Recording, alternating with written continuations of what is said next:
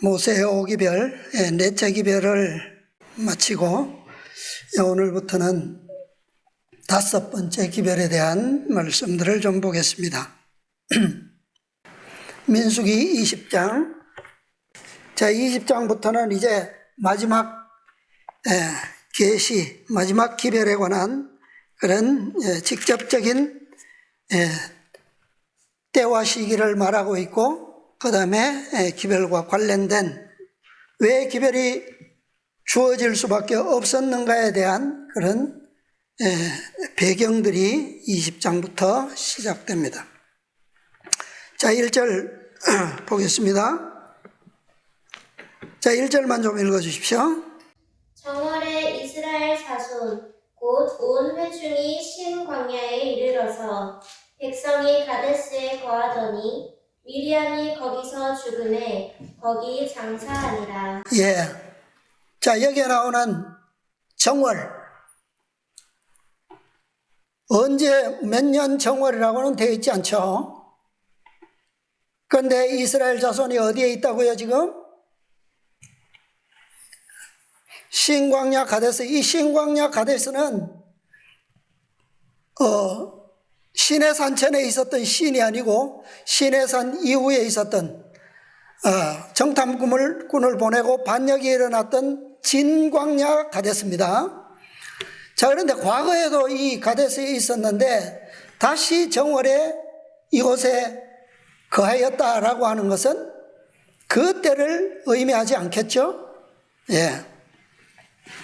새로운 정월을 의미하고 있습니다. 자, 여기에서 어떤 일이 일어났다고요? 누가 죽었습니까? 미리암이 죽었어요. 자, 미리암은 왜 미리암의 죽음이 여기 기록되었을까요?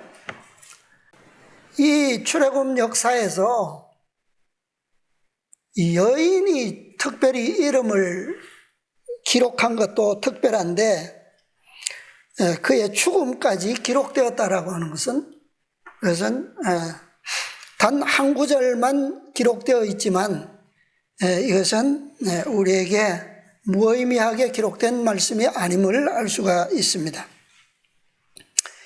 자, 여기에 정월이라고 그랬는데 어느 때의 정월인가? 이 정월은 출애굽 제40년 정월입니다. 그러니까 출애굽 역사는 만 40년으로 이루어져 있죠. 그러니까 제40년 정월이라고 하는 것은 이제 출애굽 역사의 마지막 해라고 하는 거죠.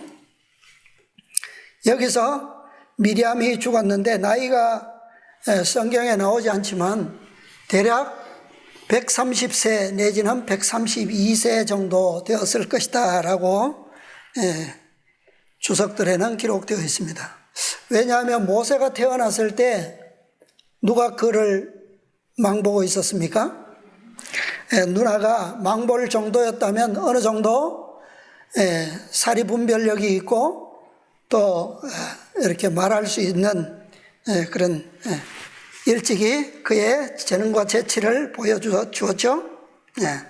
그래서 한 10살 정도는 더 많지 않을까 그렇게 보는 겁니다.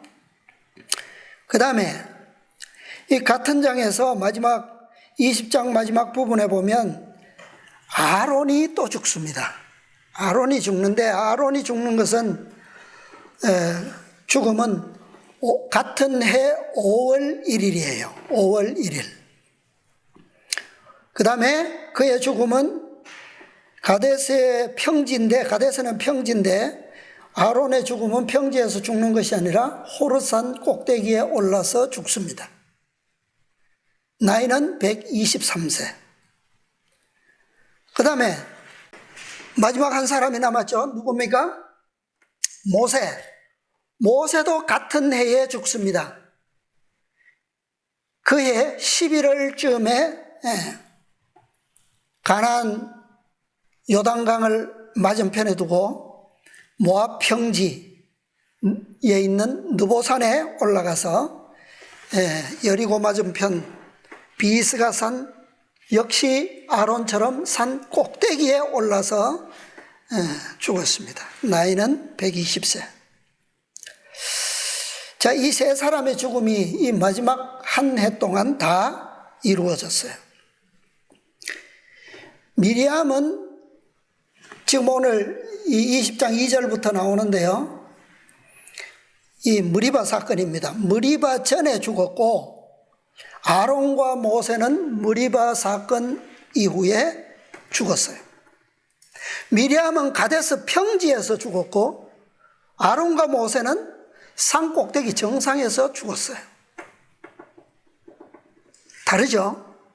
네, 의미가 다 있습니다.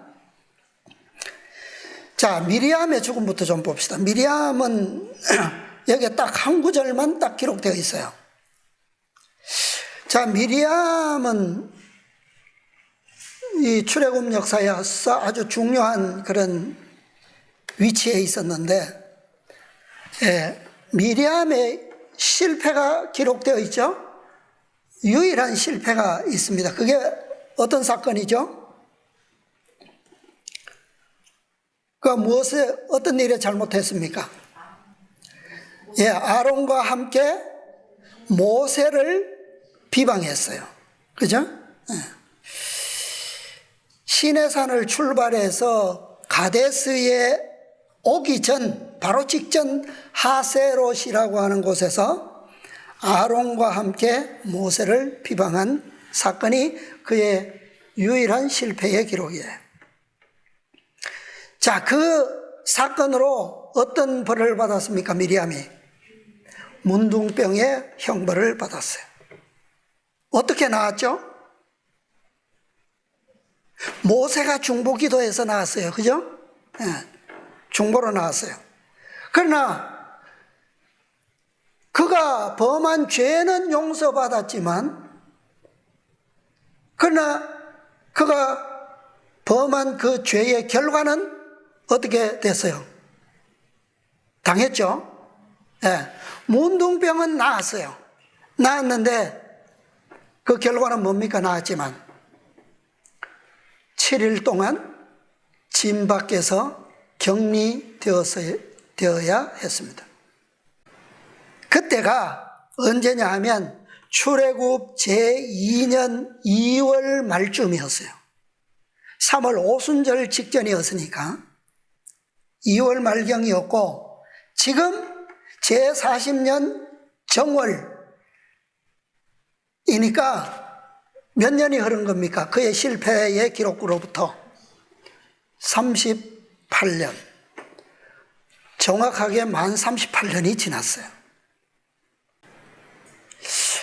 이 38년이라고 하면 여러분 성경에서 기억나는 게 있죠? 누굽니까? 예수님 당시에, 공생애 당시에 누가 나오죠? 38년 된 한 안전뱅이를 치료하신 예수님의 이적이 기록되어 있습니다. 그곳이 어디였어요? 그 병자가 있던 곳이 어디였습니까? 예수님께서 치료하셨던 곳. 베데스다. 자, 부조화 선지자에 있는 한 말씀부터 먼저 찾아보겠습니다. 부조화 선지자 410페이지. 왜 예수님께서 38년 된 안전뱅이에게 특별히 주목을 하시고 그를 고치셨을까? 왜 미리암은 그가 실패한 때로부터 38년을 돌아서 가나안 변경에 다시 가데스에 왔을 때 죽었을까? 410쪽. 이스라엘 자손들은 가데스로부터 광야로 어떻게 했다고요? 되돌아갔었다. 그리고 광야에서 체류하는 기간이 뭐하자? 끝나자 그들은 다시 가데스로 왔다. 그게 몇 년이 걸렸다는 얘기입니까? 38년이라는 얘기예요. 정월에 온 회중이 신 광야에 이르러서 백성이 가데스에 거하더라. 이곳에서 미리암이 죽어 장사되었다. 이스라엘 백성들이 여호와의 승리를 축하하기 위하여 노래하고 춤추던 홍해 바닷가의 기쁨의 장면으로부터 일생 동안의 방랑을 종결지은 광야의 무덤까지 가 큰 희망을 품고 애굽에서 나왔던 대다수 백성들의 뭐였다? 운명이었다. 죄는 축복의 잔을 그들의 입술에서 빼앗아 버렸다. 다음 세대는 이 교훈을 배울 것인가? 이게 미리암의 죽음이 의미하고 있는 겁니다. 미리암이 38년 돌고 광야에서 체류하는 기간이 끝나자 그가 죽었던, 그래서 그 죽음은 그의만의 죽음이 아니라, 그의 운명만이 아니라 누구의 운명이기도 했다고요? 일생 동안 방랑을 종결지은 모든 이스라엘 1세대 백성들, 그들의 운명과 동일하다는 겁니다. 자, 미리암의 죽음은 이스라엘, 즉 교회가 광야에서 체류하며 모든 여정으로부터 그 자리에 멈추어졌던 시간, 그 시간이 이제 끝났다라고 하는 것을 알려주는 사건입니다. 다시 말하면 무의미한 고통의 시간은 끝났다라고 하는 거예요. 자, 예수님께서 공생애를 시작하시고 두 번째 유월절 즈음에 예루살렘에 오셨어요. 그동안 유대를 두루 도시면서 복음을 전하셨습니다. 예루살렘에 오셨고 한 안식일에 여기 베데스다 연못에 오셨어요. 거기 한 병자가 그분의 주목을 끌었습니다. 누구라고요? 38년 동안을 침상에서만 누워서 지낸 병자, 안전병이. 어떻게 고쳐주셨어요? 일어나 내 침상을 들고 걸어가라. 38년 동안 그는 한 번도 걸어본 적이 없는 사람이에요. 이 말씀은, 이 명령은 곧 이스라엘이 광야의 멈춤을 끝내고 다시 가나안 유업을 향한 여정이 다시 시작된다라고 하는 것을 알리는 명령입니다. 이제는 하나님께서 이스라엘 백성들에게 선고하셨던 그 멈춤의 시간, 가나안으로 향하는 여정에서 돌이켜졌던 그 모든 선고의 시간이 다 뭐했다? 끝났다라고 하는 거예요. 더 이상 모세의 권위를 비방하는, 그리스도의 권위를 향한 사단의 비방은 이제 끝나야 할 것이었습니다. 왜요? 가나안이 눈앞에 있기 때문에. 그리스도께서 다시 그들에게로 돌아오셨어요. 그분께서 이제 잠시 후면 십자가에서 죽임을 당하실 것이고, 그 죽음은 다시 말하면 누구에 대한 승리예요? 사탄에 대한 승리예요. 지금까지 그분의 권위에 도전하면서 비방해왔던 그것이 이제 곧 끝날 것입니다. 이제는 십자가에서 승리하신 후에는 곧 새로운 땅에서 새로운 새 이스라엘의 왕국이 시작될 것이라는 말입니다. 조금만 더 가면 그들에게 선고된 40년 끝날 것이고, 이것은 즉 구약 시대에 하나님의 백성들에게 주어졌던 4천년의 고통, 그 고통에서 놓여나서 그리스도의 희생을 통하여 이제는 약속과 유업으로 주어진 구원과 영생의 왕국이 시작될 것이었다라고 하는 의미입니다. 그러나 그 전에, 그것이 성취되기 전에 38년 전에 배우지 못했던 그 믿음의 공과를 이제 조금 남겨놓은 짧은 시간 동안에 어떻게 해야 합니까? 그 공과를 배워야만 하는 거예요. 그래야만 새로운 왕국이 성취될 거라는 거죠. 네. 자, 미리암은 광야의 멈춤이 끝난 그 38년에, 그러니까 제 40년 초죠. 네, 다시 가데스에 왔을 때 죽었지만 아론과 모세는 어때요? 이 세대들이 그 공과를 배우는 그 성취도에 따라서 아직 더 가야 할 광야가 남아 있었습니다. 그죠? 그래서 다시 시험의 공과가 그들에게 주어질 것이었습니다. 자, 2절부터 보겠습니다. 자, 2절부터 13절까지 또 읽어주세요. 회중이 물이 없으므로 모여서 모세와 아론을 공박하니라. 백성이 모세와 다투어 말하여 가로되 우리 형제들이 여호와 앞에서 죽을 때에 우리도 죽었다면 좋을 뻔하였도다.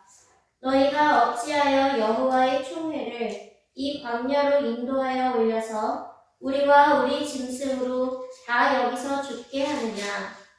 너희가 어찌하여 우리를 애굽에서 나오게 하여 이 악한 곳으로 인도하였느냐? 이곳에는 파종할 곳이 없고 무화과도 없고 포도도 없고 석류도 없고 마실 물도 없도다. 모세와 아론이 총회 앞을 떠나 회막문에 이르러 엎드리매 여호와의 영광이 그들에게 나타나며 여호와께서 모세에게 일러 가라사대 지팡이를 가지고 내 형 아론과 함께 회중을 모으고 그들의 목전에서 너희는 반석에게 명하여 물을 내라 하라. 네가 그 반석으로 물을 내게 하여 회중과 그들의 짐승에게 마시울지니라. 모세가 그 명대로 여호와의 앞에서 지팡이를 취하니라. 모세와 아론이 총회를 그 반석 앞에 모으고 모세가 그들에게 이르되 해역한 너희여 들으라. 우리가 너희를 위하여 이 반석에서 물을 내랴 하고 그 손을 들어 그 지팡이로 반석을 2번 치매 물이 많이 솟아나오므로 회중과 그들의 짐승이 마시니라. 여호와께서 모세와 아론에게 이르시되 너희가 나를 믿지 아니하고 이스라엘 자손의 목전에 나의 거룩함을 나타내지 아니한 고로 너희는 이 총회를 내가 그들에게 준 땅으로 인도하여 드리지 못하리라 하시니라. 이스라엘 자손이 여호와와 다투었으므로 이를 무리바 무리라 하니라. 여호와께서 그들 중에서 그 거룩함을 나타내셨더라. 예. 자, 이 장면의 사건 어디선가 있었죠? 비슷한 사건이, 그죠? 예, 여기에 무리바라고 돼 있잖아요. 무리바 무리라. 근데 이 무리바는 여기가 처음이 아니죠? 시내산에 오기 전에도 무리바 사건이 있었습니다.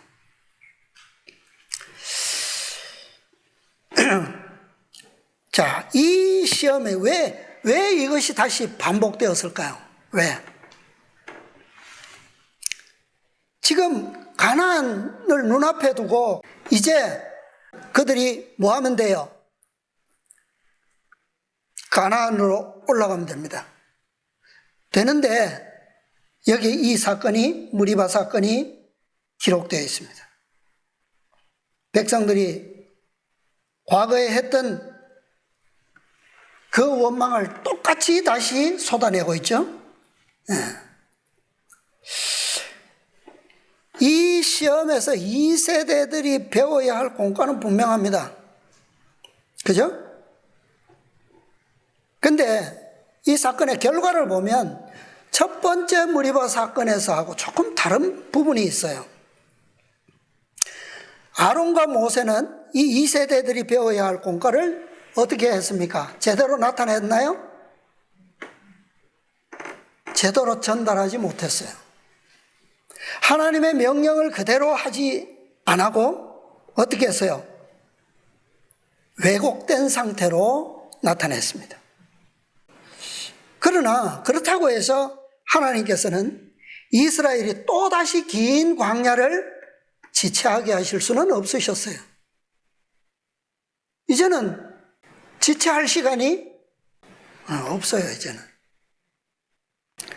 그래서 하나님께서는 두 지도자의 죽음을 선고하심으로 2세대들이 그 믿음의 공과를 분명히 깨닫도록 하셨습니다. 2세대들이 이 공과가 필요하지 않았다면 두 지도자들을 죽게 하실 필요가 없다는 거죠. 그들이 배워야 할 분명한 공과가 있었고 이 두 지도자는 그 교훈을 왜곡되이 나타냈으므로 그 책임을 물으신 거예요. 그게 뭡니까? 애굽으로부터 이 광야까지 평안한 길은 아니었죠. 그러나 그럼에도 불구하고 지금까지 그들을 이 장소까지 인도하신 것은 누구예요? 모세입니까? 모세가 아니라 여호와 그리스도시라는 사실을 분명히 내셔야만 하는 거예요. 그렇죠? 이것이 바로 이스라엘 백성들이 배워야 할, 반드시 마음에 기억해야 할 공과라는 말이에요. 왜? 지금 백성들의 원망이 누구를 향하고 있습니까? 누가 그들을 인도한 지도자인 양? 모세가 잘못 인도해 온 것인 양? 모세를 계속 원망하고 있는 겁니다. 이런 오해 속에서 그들을 계속 모세와 아론에게 그 책임을 묻지 않고 묻어둔다면 백성들은 그것을 끝까지 뭐예요? 오해하게 되겠죠? 네. 그래서 13절에 보면 여호와께서 그들 중에서 그 거룩함을 어떻게 하셨다고요? 나타내셨더라. 무엇을 통해서? 12절 모세와 아론에게 이르시되 너희가 나를 믿지 아니하고 이스라엘 자손의 목전에 나의 거룩함을 나타내지 아니한 고로 너희는 이 총회를 내가 그들에게 준 땅으로 인도하여 드리지 못하리라. 이것이란 말이에요. 네. 그래서 아론과 모세는 가나안 전에 죽을 것이었고 그들이 죽기 전에 다시 그 진리가 지금 여기서 여호와께서 나타내신 그 진리가 명확하게 다시 한번 분명하게 증명될 수 있도록 다시 섭리를 확증할 그런 섭리를 또 인도하실 것이었습니다. 그것이 바로 모세에게 주신 마지막 계시 다섯째 기별입니다. 자, 이스라엘의 인도자는 사람이 아닙니다. 모세가 아니에요. 그래서 자, 주석의 말씀을 보겠습니다. 민수기 20장 7절, 8절, 10절, 12절 주석. 하나님의 지도권을 그릇 나타낸 모세의 죄.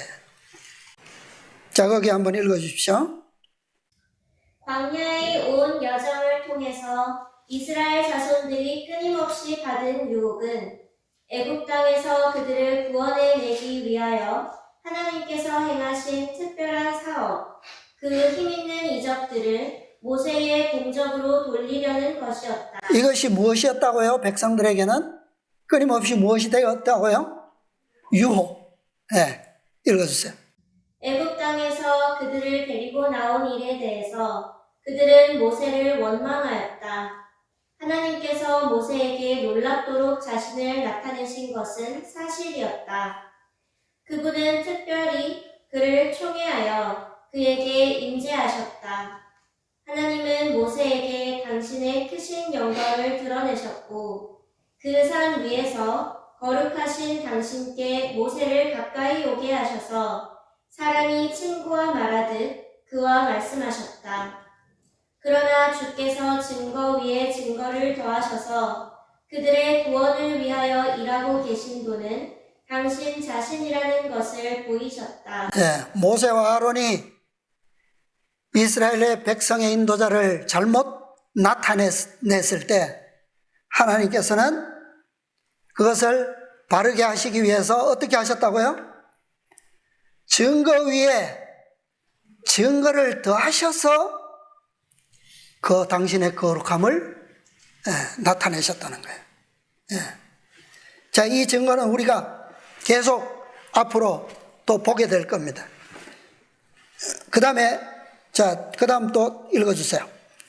우리가 너희를 위하여 이 반석에서 물을 내랴 라고 말함으로써 모세는 사실상 그대들을 위해서 지금까지 행한 이 모든 힘있는 이적들을 모세인 내가 직접 행하는 것이라고 믿는 것은 틀림이 없는 사실이요 라고 말한 것이었다. 이 때문에 하나님은 그의 말이 사실이 아니라는 것을 증명할 필요가 생겼다.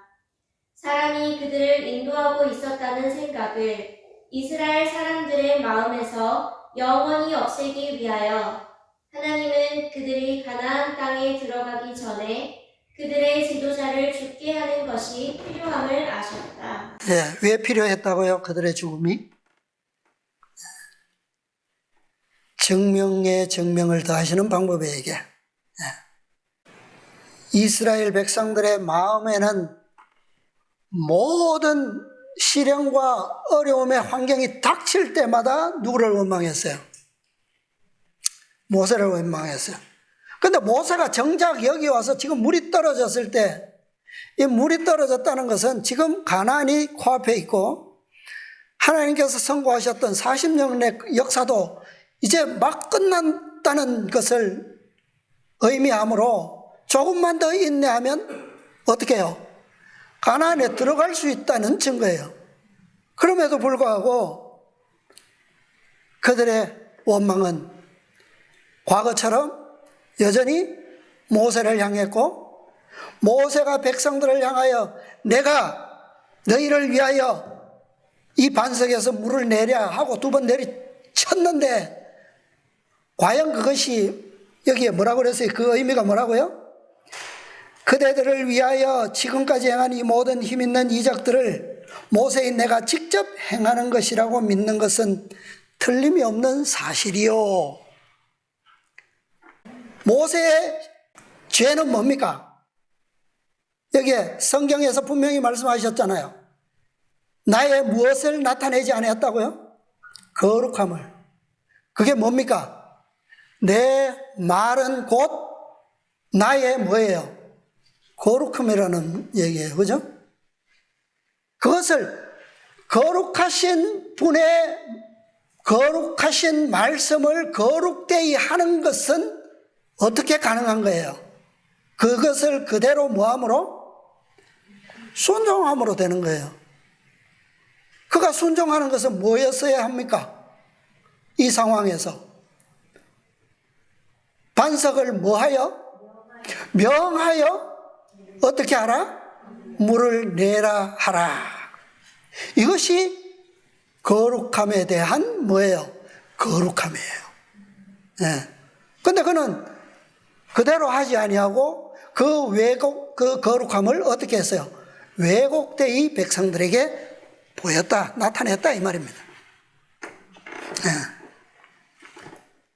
너희들이 그렇게 보는 대로 나를 그렇게 믿으면 좋다.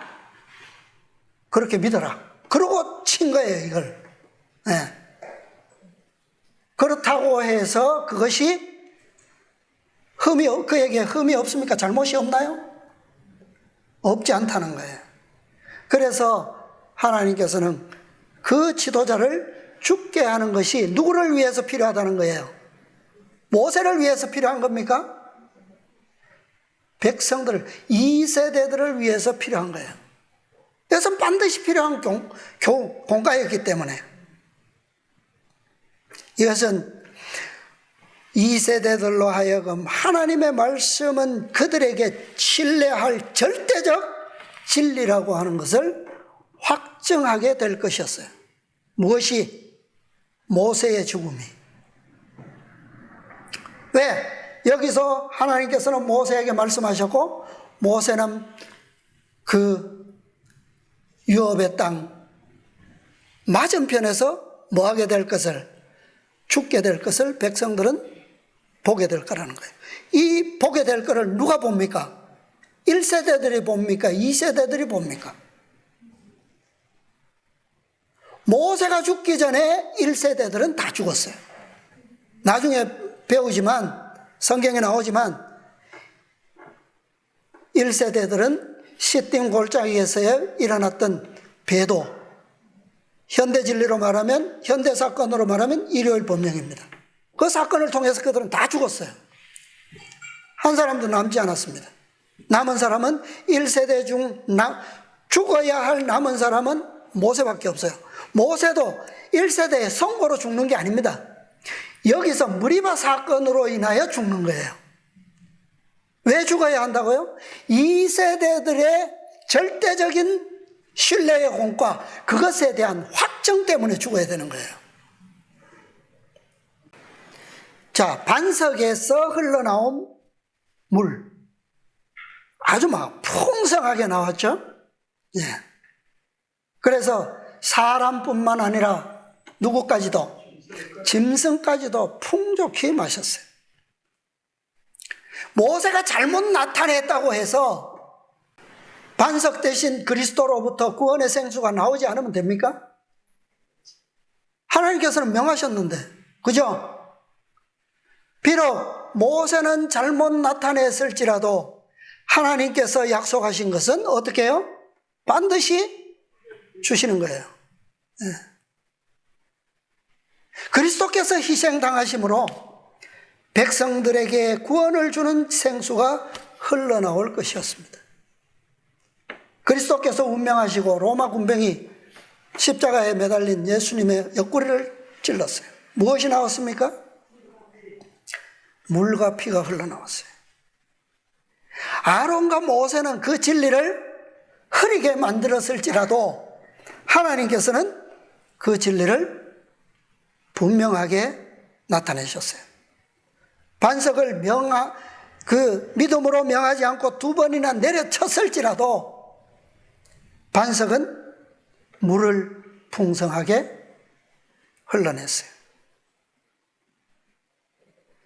그리고 하나님께서는 그 생수를 흘려낸 그 반석이 누구를 가리키는지 다음 장소에 가면 그것이 확정될 것이었어요. 이스라엘 백성들에게. 한 번에 다 보여주시지 않습니다. 그것을 어떻게 하는 사람들에게? 깊이 느끼고 깨닫고 그것을 바라고 믿고 연구하는 자들에게 그게 열릴 거예요. 증거가. 그래서 증거 위에 증거를 더하시는 하나님의 섭리가 나타나게 되는 겁니다. 그것이 바로 마지막 계시 5째 기별입니다. 자, 구약 성경에 보면 왕조 시대에 히스기야 왕이 죽을 병에 걸렸죠. 그래서 선지자가 와서 너희가 죽을 것이다. 그러니까 히스기야가 어떻게 했습니까? 골방에 들어가서 열심히 울며 기도했죠.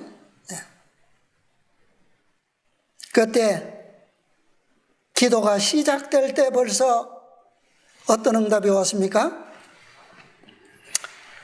이사야 선지자에게 회복의 기별이 왔어요. 선지자가 그에게 왔습니다. 너희가 3일 안에 나을 것이요 성전에 올라가리라 그랬어요. 그러니까 히스기야가 뭐라고 했습니까? 뭐라고 그랬어요? 히스기야가 이사야에게 이르되 여호와께서 나를 낫게 하시고 3일 만에 여호와의 전에 올라가게 하실 무슨 징조가 있나이까? 라고 물었어요. 하나님께서 선지자를 통해서 답을 주셨는데 히스기야는 그것에 만족하지 않고 뭐라고요? 무엇을 구했다고요? 증거를 구했어요. 증거를. 잘못한 겁니까? 증거를 구하는 것이 잘못된 거예요? 자, 또 다른 왕은 징조를 구하라. 땅에서든지 하늘에서든지 어떤 거든지 좋다. 징조를 구하라 그러니까 나는 뭐 하지 아니하겠나이다? 구하지 않겠나이다. 누가 잘한 겁니까? 구하는 게 잘못된 거예요? 구하지 않는 게 잘못된 거예요? 하나님께서는 이스라엘에게 친히 증거를 나타내 주십니다. 놀라운 증거예요, 이것은. 자, 하나님께서 주신 말씀에 따라서 다음 장소에서 나타나게 될 그 증거, 바라봄으로 나을 수 있다라고 하는 사실. 오늘 교과에도 나왔죠? 바라봄으로 나을 수 있다는 것은 뭐라고요? 그것이 법칙이에요, 법칙. 이것은 어떤 법칙보다 나은 거냐 하면 이사야가 증거를 탁 있나이까 구하니까 어떤 증거를 주었습니까? 어떤 이적을 줬어요? 해 그림자를 앞으로 가게 할까요? 뒤로 가게 할까요? 앞으로 가는 것은 쉬우니 어떻게 해달라고요? 뒤로 가게 해주십시오. 해주셨어요? 자, 이게 인간이 상식적으로 알고 있는 법칙상 가능한 겁니까? 안 가능합니까? 불가능하죠. 그런데 바라봄으로 나올 수 있다라고 하는 원칙은, 법칙은 해 그림자를 뒤로 물러가게 하는 것보다 더 놀라운 법칙이에요. 그렇죠? 놀라운 기적입니다. 자, 아론이 죽기 전에 또 하나의 이스라엘의 경험이 있습니다. 자, 이거 잠깐 보겠습니다. 20장, 민수기 20장 다시 돌아가세요. 자, 모세가 가데스에서 이제 가나안으로 가기에는 이제 지난번에 제가 말씀드릴 때 처음에는 남쪽에서 가나안으로 들어가도록 되어 있었어요. 그런데 두 번째 가나안을 들어가는 것은 어디에서 가야 된다고요? 남쪽은 이제 길이 막혔어요. 40년 그 지체로 말미암아 그들은 다 그 헤브론 땅을 차지하고 있던 자손들은 이미 다 준비되었고 무장되었어요. 그리고 상대적으로 이스라엘 백성들의 믿음은 다 무너졌습니다. 이제 남쪽 세상에서 가나안으로 가는 길은 막혔어요. 이제는 어디로 가야 된다고요? 이제는 동쪽으로 가는 길이 있어요. 그래서 그 길을 해서 가려면 에돔이라고 하는 땅을 지나가야 합니다. 에돔 땅을 지나가야 하는데 그 땅에 사람이 없지 않잖아요. 에돔 자손들이 살고 있습니다. 왕에게 편지를 보냈어요. 우리가 당신도 아시다시피 우리가 애굽을 나와서 이러이러 여기까지 왔고 이제 가나안 땅을 가려고 하는데 당신의 땅을 좀 지나가겠습니다. 조금만 길을 내어주세요. 자, 그런데 어떤 대답이 왔느냐 하면 18절. 왕이 대답하되 너는 우리 가운데로 어떻게 하라고요? 통과하지 못하리라. 어떻게 하겠다고요? 내가 나가서 칼로 너를 맞을까 염려하라. 들어오기만 해봐. 칼로 너희를 멸하겠어. 그래서 모세가 다시 편지를 보냅니다. 간절하게 우리가 대로로만 가겠습니다.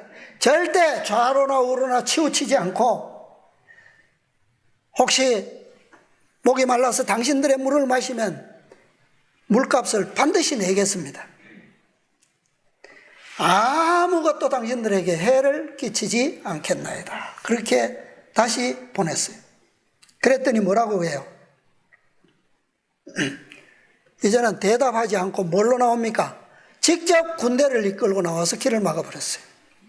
21절. 에돔 왕이 이같이 이스라엘의 그 경내로 통과함을 용납지 아니하므로 이스라엘이 어떻게 했다고요? 그들에게서 돌이키니라. 이 돌이킨다 하는 말, 이게 무슨 뜻입니까? 돌아가라는 말이야. 첫 번째 가데스에서도 어떻게 했어요? 너희는 돌이켜 어디로 갈지니라? 광야로 갈지니라 그랬어요. 여기서도 돌이킨다라고 하는 말은 다시 돌아서 간다는 말이에요. 광야로. 자, 왜 이스라엘이 에돔 왕으로부터 거절을 당했을까요? 왜 그랬습니까? 부조화 선지자 한번 봅시다. 422쪽. 422페이지 38장 에돔을 돌아서. 자, 그 첫 문단 읽어봅시다. 이스라엘이 진을 친 가데스는 에돔 국경에서 멀지 않은 거리에 있었으므로 모세와 백성들은 모두 이 나라를 통과하여 약속의 땅으로 들어가기를 몹시 열망했다. 따라서 그들은 하나님께서 그들에게 명하신 대로 에돔 왕에게 기별을 보냈다. 그 다음에 지나가서 자, 대답은 너는 지나가지 못하리라였다. 벌써 무장을 갖춘 에돔의 군대들이 험한 길목에 배치되어 있어서 평화적으로 그 방면으로 전진하는 일은 불가능하게 되었고, 또한 히브리인들에게는 무력에 호소하는 일이 금지되어 있었다. 그들은 에돔 땅을 돌아서 긴 여행을 해야만 하였다. 예. 자, 왜 이 대로가 있음에도 불구하고 에돔 왕은 뭐 다짜고짜 무조건 잘라버렸어요. 그렇다고 이스라엘이 무력으로 그 길을 통행할 수 있다고요? 평화롭게 그 길을 가는 것은 불가능하게 됐어요. 뭐 그렇다고 이스라엘이 뭐 그렇게 무장된 것도 아닙니다. 그렇죠? 예. 자, 그 다음 문단 보겠습니다.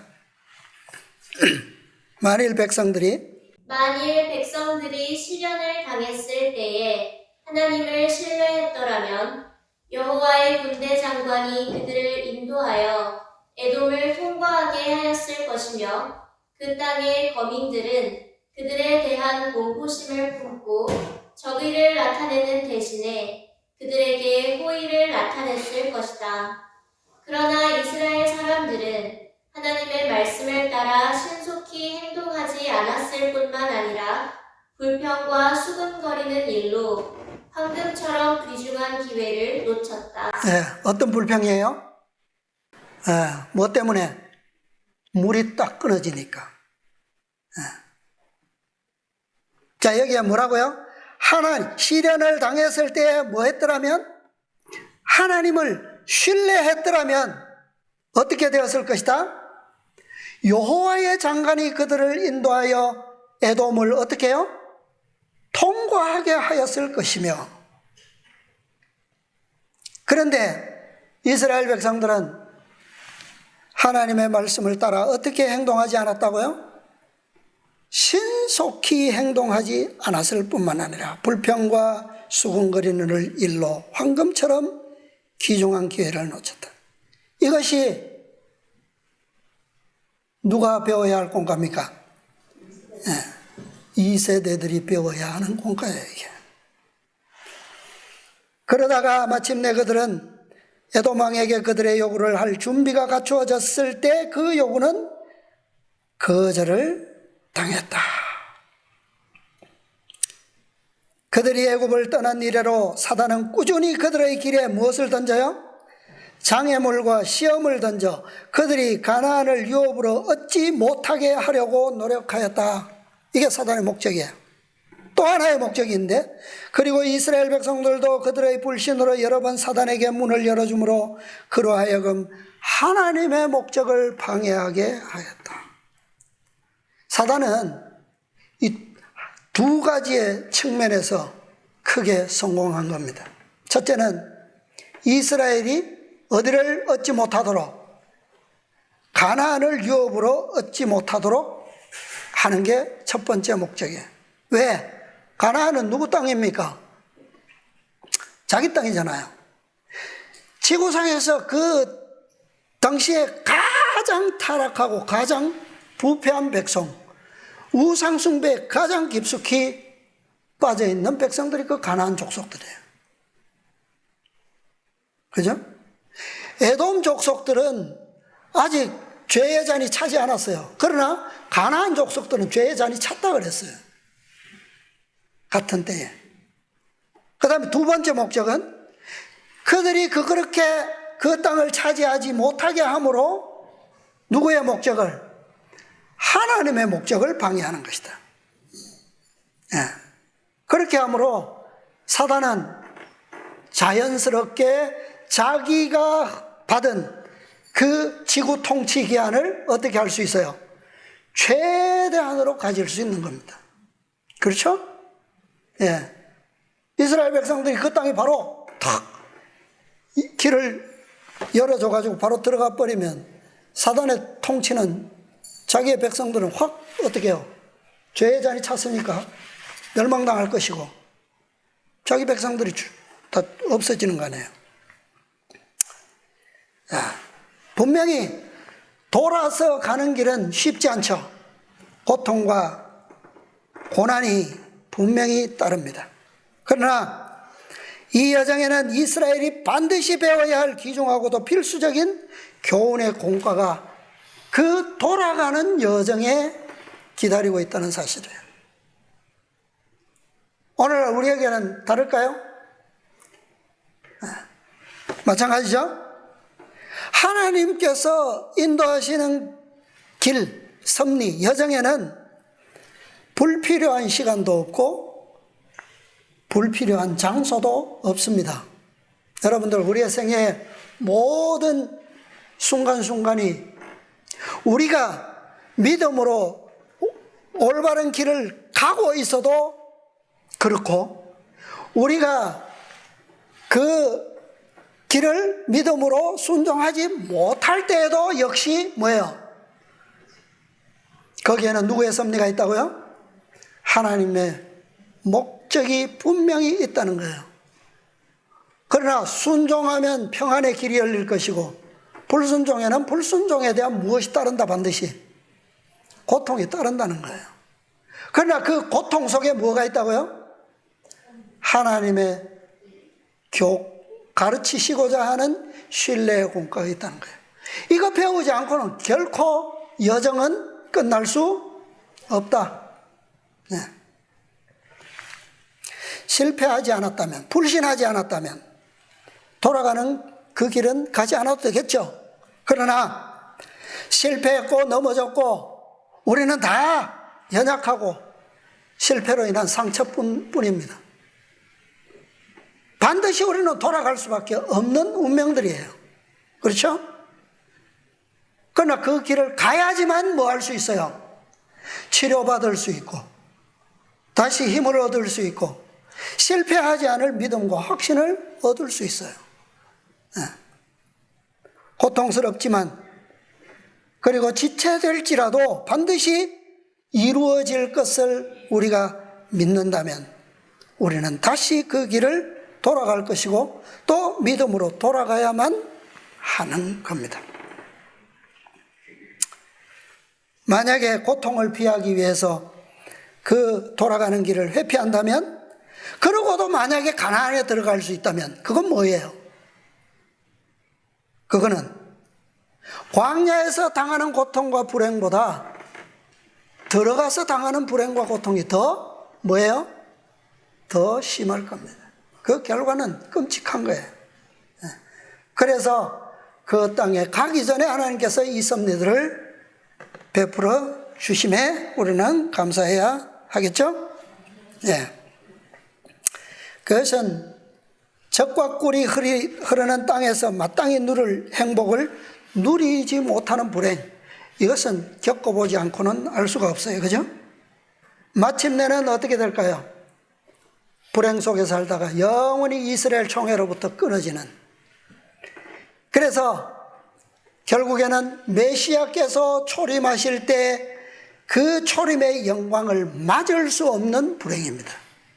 이건 영원한 사망이에요. 둘째 사망을 의미하는 거예요, 이게. 이스라엘에게는 최소한 그렇습니다. 그렇죠? 예. 그래서 이 모든 불행을 초래하지도 않고 고통스러운 광야를 돌지도 않을 수 있는 유일한 방법은 하나밖에 없어요. 그건 뭡니까? 방금 말씀에 나온 것처럼 하나님의 말씀을 따라 신속히 뭐 하는 거다? 행동하는 것뿐입니다. 말씀이 주어지면 이렇게 하는 것만이 황금처럼 귀중한 기회를 불평으로 낭비하지 않고 대로를 통과할 수 있는 유일한 방법이에요. 네. 자, 한 말씀만 더 보겠습니다. 부자 선지자 계속해서 아까 그 다음 문단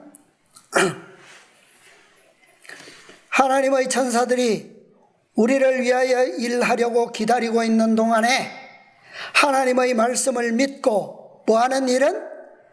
신속히 행동하는 일은 매우 중요하다. 악한 천사들은 전진하는 매 발걸음마다 싸우려 하고 있다.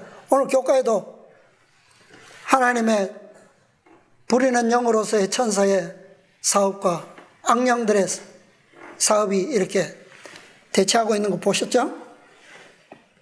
하나님의 섭리가 당신의 자녀들에게 앞으로 나아가도록 명령하고 하나님께서 그들을 위하여 큰 일을 행하시려고 만반의 준비를 갖추고 계실 때에 사단은 그들로 하여금 주저하고 지체하게 하므로 여호와를 불쾌하게 하도록 유혹한다. 사단은 투쟁의 정신을 불타게 하거나 불평과 불신을 일으켜 하나님께서 그들에게 주시려는 축복을 그들로부터 빼앗아간다. 하나님의 종들은 민첩한 의용병이 되어 하나님의 섭리가 길을 열어주실 때에 항상 재빨리 움직일 준비를 해야 한다. 그들 편의 지체는 사단에게 그들을 패배시키기 위해 일할 시간을 뭐하는 것이다? 주는 것이다.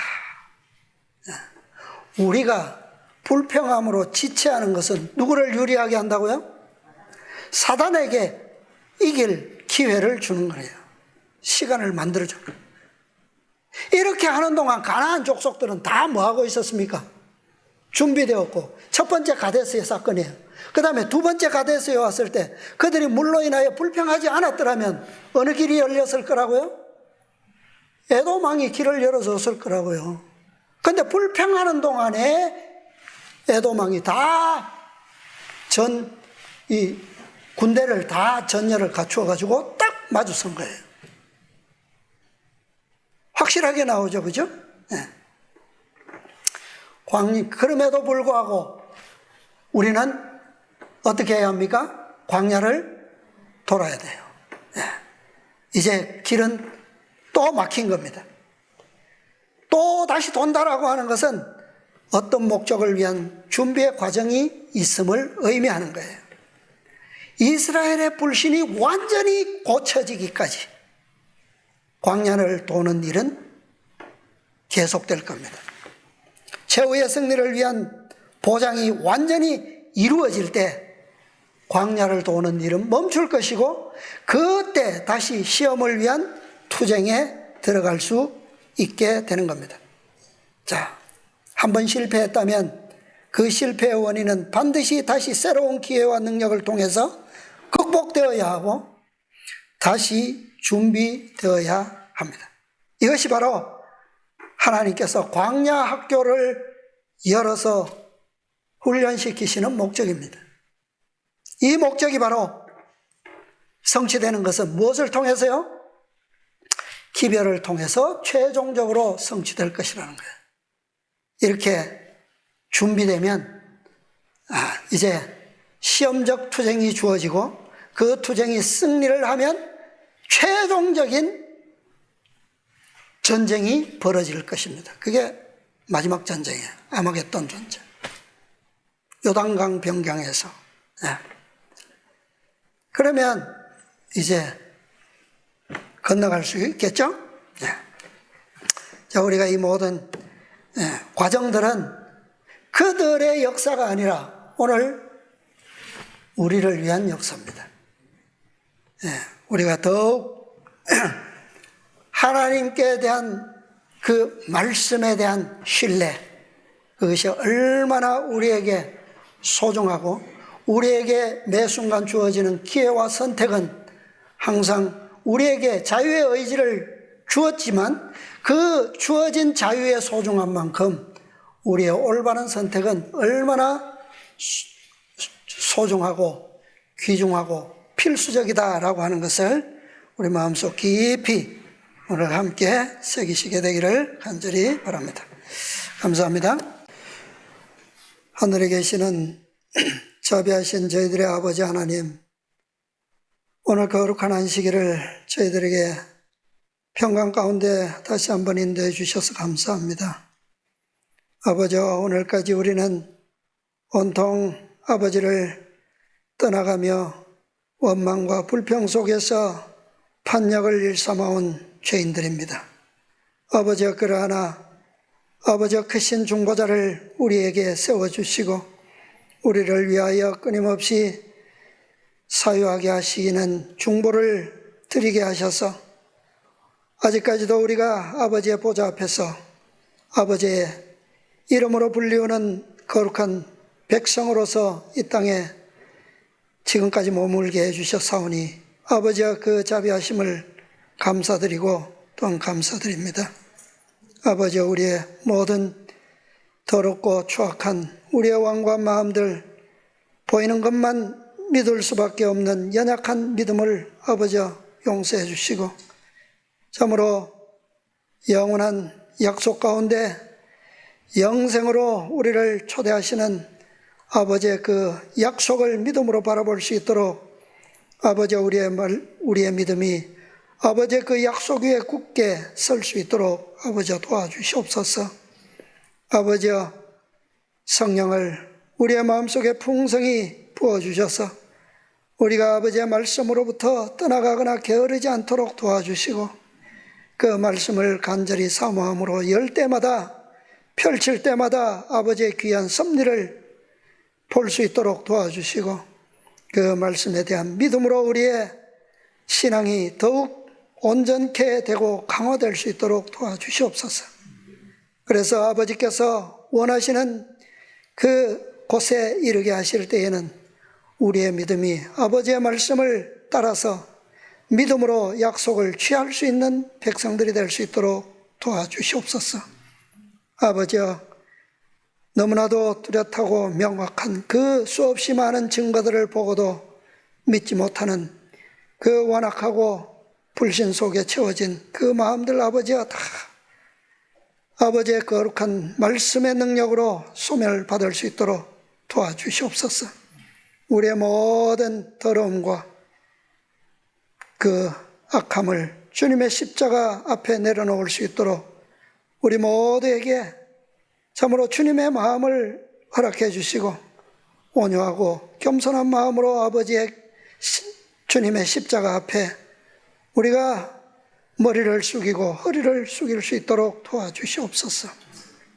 우리의 마음의 허리가 주님의 십자가 앞에서 항상 동해지게 도와주셔서 우리가 어떠한 사단의 장애물과 유혹에도 좌로나 우로나 치우치지 않도록 도와주시고 이제는 더 이상 돌아갈 곳도 지체할 곳도 없사오니 아버지 우리의 믿음이 오직 주님의 믿음을 따라서 온전케 될 수 있도록 인도하시고 축복하시고자 하는 그 섭리를 우리에게 보이실 때에 아버지 이제는 온전한 믿음으로 그 길을 따를 수 있도록 인도하여 주시옵소서.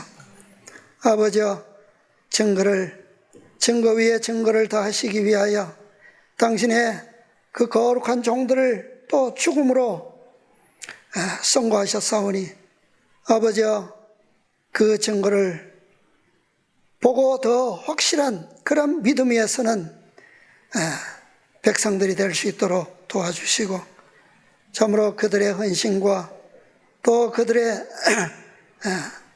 그 잘못이 어떻게 회개하고 어떻게 용서되었음을 또한 우리가 간과하지 않는 그런 믿음을 가질 수 있도록 도와주시옵소서.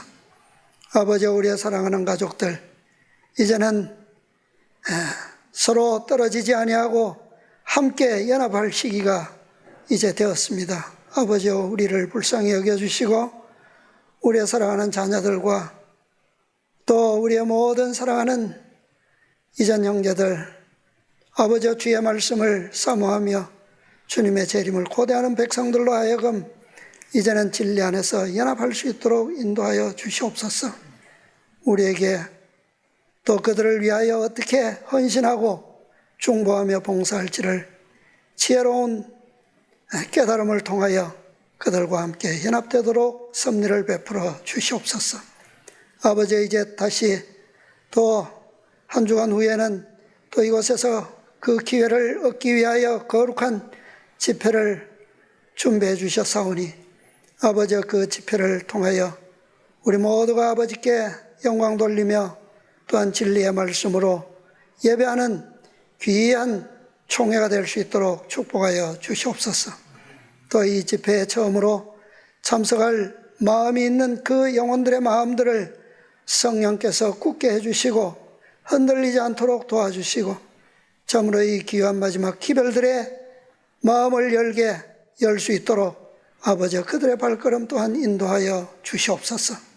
아버지 남은 시간 함께 해주시고 새로운 한 주간 주님 은혜 가운데서 승리하는 우리 모두의 심령과 가정들이 될 수 있도록 인도하시고 축복해 주시옵소서.